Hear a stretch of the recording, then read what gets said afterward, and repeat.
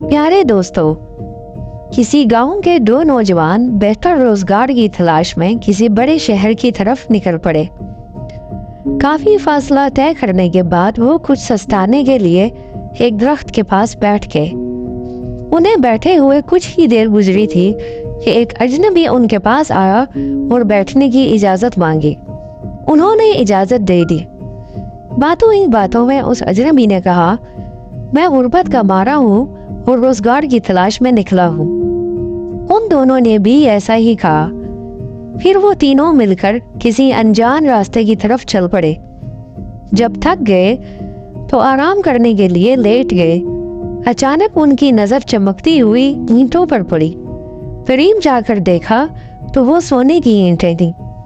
वो तीनों बहुत खुश हुए। उनमें से एक ने कहा, भाइयों बहुत भूख लगी है, कुछ खा ले फिर उनको तकसीम करते हैं। अजनबी बोला, ठीक है, मैं जाकर लेकर आता हूँ। ये कहकर वो चल पड़ा और उसके जाने के बाद दोनों की नीयत में खोट आ गया।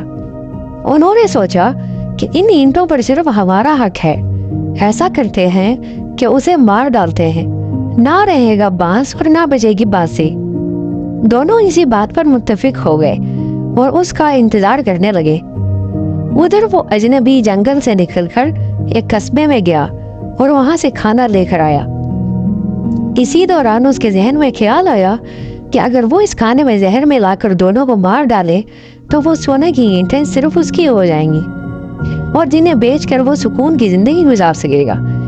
ये सोचकर उसने खाने में जहर मिला दिया। अजनबी खाना देकर जो ही उन नौजवानों के पास पहुंचा तो उन्होंने उसे मार दिया। फिर भूख से बेहाल दोनों नौजवानों ने जल्दी जल्दी खाना खा लिया।